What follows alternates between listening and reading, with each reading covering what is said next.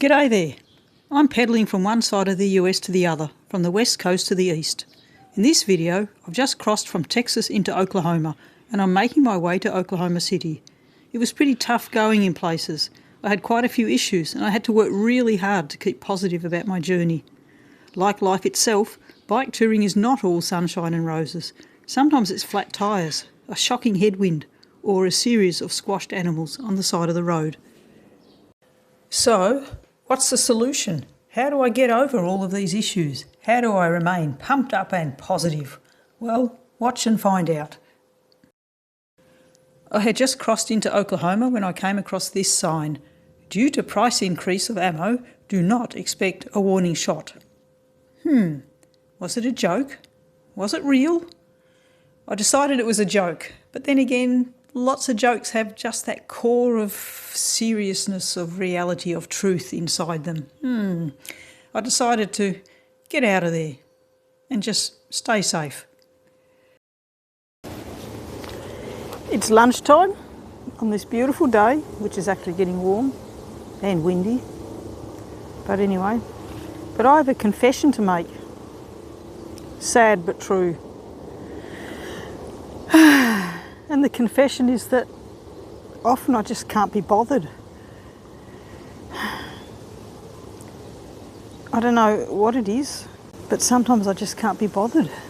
I don't know if it goes like that with other people. Today I was walked into a cafe to have a hot dog. I thought I need something to eat.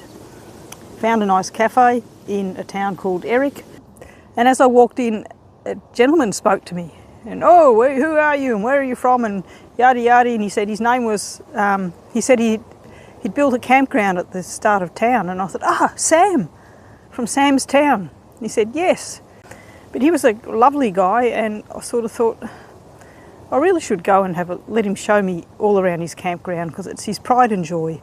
He's filled it up with all sorts of stuff that he's made himself. He's made sure there's showers there. He's never done any bike touring, but he's so keen and so interested, and I really should go and let him show off his campground and ooh and ah over it.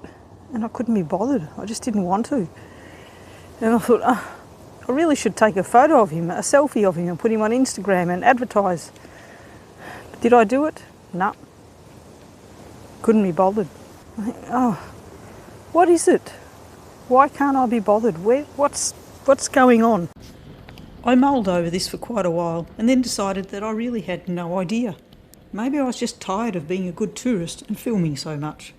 But I knew what I had to do. I pampered myself with good food, lots of rests to look at the scenery, and just took quick happy snaps for a few days to take the pressure off myself. And then I slowly, ever so slowly, got my mojo back. Hallelujah!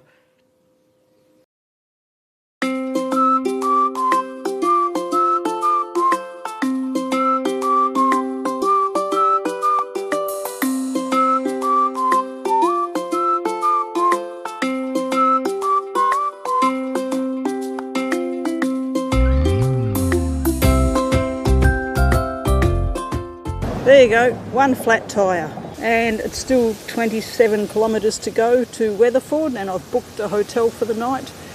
If I hadn't, I possibly would fix this and turn around and go back into the campground in town, but I have to fix this and keep going. So, if anybody's thinking about the wonderful, lovely life of a cycling tourist, a biking tourist, no, a lot of the time it's shit.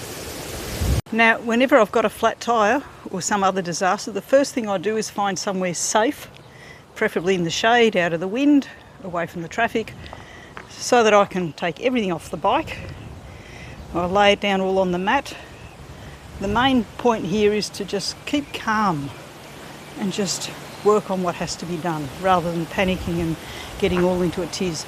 And finding somewhere safe and in the shade is the first part of all of that. Keeping control, keeping calm.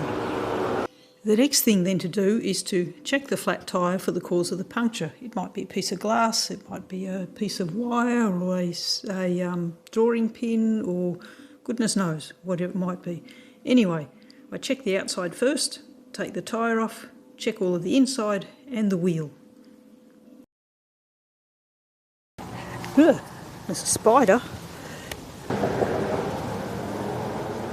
Ah, here we go. Look at that. There's a hole there. What's caused it? Is it? No, it's a split. It's a split in the actual tyre. There. I'm not very good at all this, but the main thing that I focus on to keep my spirits up is the knowledge that I can do this. I've done it before. I know what to do and I just have to get on with the task at hand.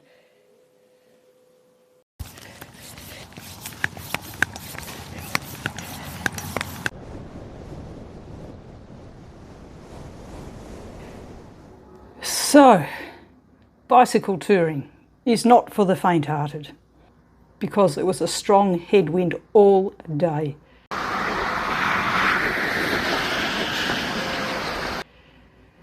To the point that I actually had to really push the pedals, even to go downhill. To go downhill I had to pedal hard to make headway against the wind. And going uphill was just hopeless. I just pushed up every hill. Anyway, I've made it here and I'm exhausted. And that's what bike touring is about. It's about being exhausted and just going on anyway. The high point of the day actually was when I arrived at Weatherford and had parked my bike outside, and a young man came to his truck and said, "Oh, how are you going?" and everything. And then he got in his truck and then he wound down the window and he said, "Do you need anything? Do you need any money? Do you need any food?" I said, No, it's all good. Thank you very much." But I was absolutely touched to the heart that somebody had thought that to offer me some assistance if I needed any.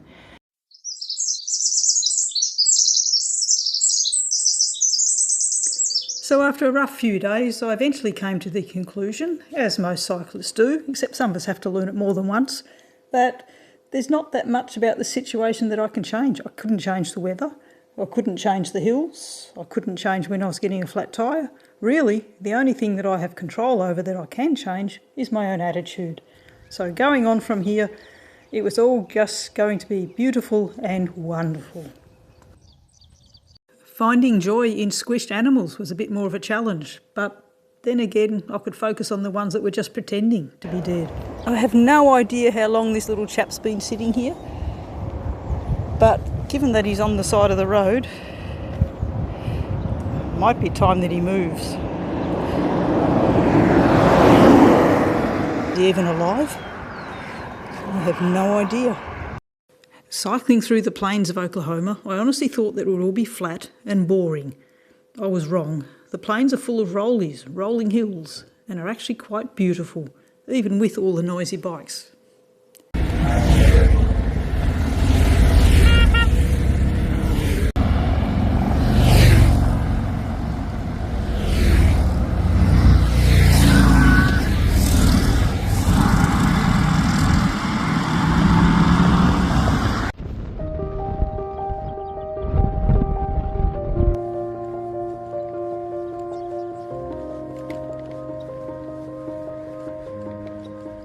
Sometimes it's just endless. Endless wind, endless hills, endless straight roads, endless fields. Endless.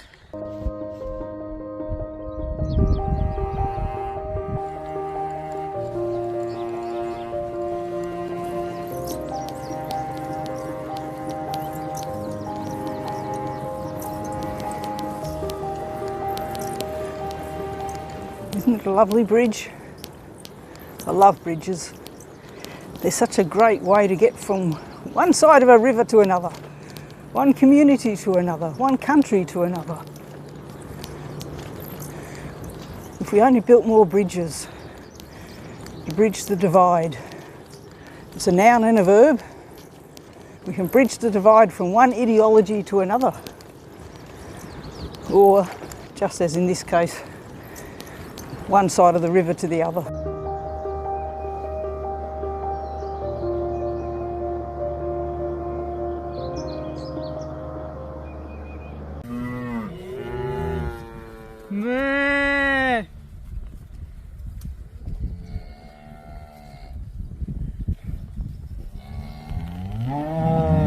And so, despite the hills, the wind, the flat tyre and my complete lack of mojo for a while there, I did manage to get up in the end and thoroughly enjoyed the ride.